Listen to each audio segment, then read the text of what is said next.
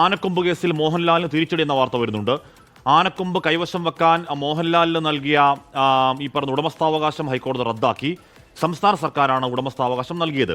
വിഷ്ണു സുരേഷ് വിവരങ്ങളുമായി ചേർന്നു. വിഷ്ണു, അതിൽ ഒരു ഘട്ടത്തിൽ പിടിച്ചെടുത്ത ആനക്കൊമ്പ് തിരികെ മോഹൻലാലിൽ നിന്ന് സൂക്ഷിക്കാൻ ഏൽപ്പിച്ചതിൽ തൊണ്ടി മുതൽ പ്രതിക്ക് തന്നെ നൽകുന്നത് അവിശ്വസനീയമാണെന്നാണ് ഹർജിക്കാരന്റെ ആദ്യത്തെ വാദം.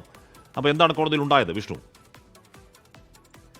ഹാഷ്മി, ഈ വാദങ്ങളെല്ലാം അംഗീകരിച്ചുകൊണ്ടാണ് സർക്കാർ നൽകിയ ഉടമസ്ഥാവകാശം റദ്ദു ചെയ്യാൻ ഹൈക്കോടതി ഡിവിഷൻ ബെഞ്ച് ഇപ്പോൾ ഉത്തരവിട്ടിരിക്കുന്നത്. ഇതിന്റെ പശ്ചാത്തലം ഇങ്ങനെയാണ്. 2011 മോഹൻലാലിന്റെ തേവരയിലെ വീട്ടിൽ നിന്ന് 4 ആനക്കൊമ്പുകൾ പിടികൂടുന്നത്. പിന്നീട് ഇത് തന്റേതാണെന്ന് ചൂണ്ടിക്കാട്ടി മോഹൻലാൽ സർക്കാരിനെ സമീപിച്ചു. 2015 ഇതിന്റെ ഡിക്ലറേഷൻ നൽകാൻ സർക്കാർ വനം വകുപ്പിന് അനുമതി നൽകി. ഒടുവിൽ 2016 ഡിസംബർ മാസത്തിൽ മോഹൻലാലിന് ഉടമസ്ഥാവകാശം നൽകിക്കൊണ്ട് ചീഫ് വൈൽഡ് ലൈഫ് വാർഡൻ തന്നെ ഒരു ഉത്തരവ് പുറത്തിറക്കിയിരുന്നു. ഈ ഉത്തരവ് ചോദ്യം ചെയ്താണ് എറണാകുളം സ്വദേശി ഹൈക്കോടതിയിൽ പോയത്.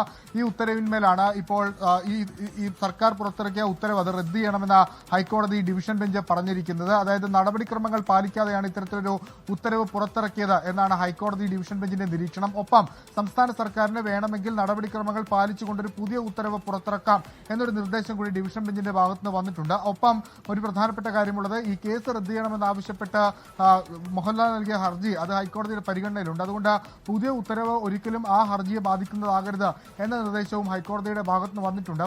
പരാതിക്കാരൻ ഉന്നയിച്ച പ്രധാനപ്പെട്ട വാദങ്ങളിൽ ഒന്ന്, ഇത് വനം വന്യജീവി വകുപ്പ് നിയമത്തിന് എതിരാണ് ഈ ഉടമസ്ഥാവകാശവുമായി ബന്ധപ്പെട്ടുള്ള ഉത്തരവ് പുറത്തിറക്കിയത്. ഒപ്പം ഈ തൊണ്ടി മുതൽ പ്രതിക്ക് തന്നെ കൈമാറുന്നത് ഒരു വിചിത്രമായ രീതിയാണ്. അതുകൊണ്ട് അത് അംഗീകരിക്കാനാവില്ല.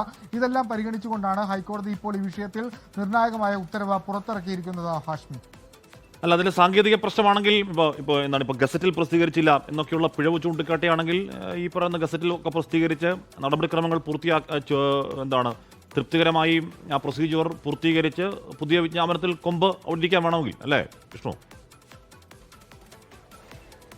ഹാഷ്മി, 2016 പുറത്തിറക്കിയ വിജ്ഞാപനം അത് നടപടിക്രമങ്ങൾ പാലിച്ചിട്ടല്ല എന്നാണ് കൃത്യമായി ഹൈക്കോടതി പറയുന്നത്. അതുകൊണ്ട് തന്നെയാണ് നടപടിക്രമങ്ങൾ പാലിച്ചുകൊണ്ട് വേണമെങ്കിൽ ഒരു വിജ്ഞാപനം കൂടി സർക്കാരിന് പുറത്തിറക്കാമെന്ന് ഹൈക്കോടതി നിർദ്ദേശം നൽകുന്നത്.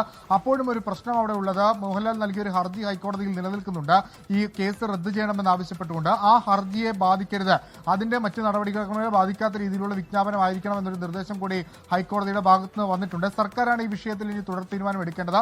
വനം വകുപ്പാണ് തീരുമാനമെടുക്കേണ്ടത്. വനം വകുപ്പ് ഈ വിഷയത്തിൽ എങ്ങനെ ഇടപെടും എന്നുള്ളതാണ് ഏറ്റവും പ്രധാനപ്പെട്ട കാര്യം. മറ്റ് കേസിലും, അതായത് മോഹൻലാൽ നൽകിയ മറ്റ് കേസിൽ വനംവകുപ്പ് തന്നെ കക്ഷിയെ നിലനിൽക്കുന്നുണ്ട്. ആ പശ്ചാത്തലത്തിൽ പുതിയൊരു ഉത്തരവ് എങ്ങനെ പുറത്തിറക്കുമെന്ന് സാങ്കേതികമായ ഒരു ചോദ്യം അവിടെ നിലനിൽക്കുന്നുണ്ട്. ഹാഷ്മി, ഓക്കെ. ലോകത്തെവിടെയായാലും ഏത് സമയത്തും 24 വാർത്തകളും ഓഗ്മെന്റഡ് റിയാലിറ്റി പാക്കേജുകളും എക്സ്പ്ലെയിനറുകളും വിശദമായി കാണാൻ ഞങ്ങളുടെ യൂട്യൂബ് ചാനൽ നിങ്ങൾക്ക് സബ്സ്ക്രൈബ് ചെയ്യാം.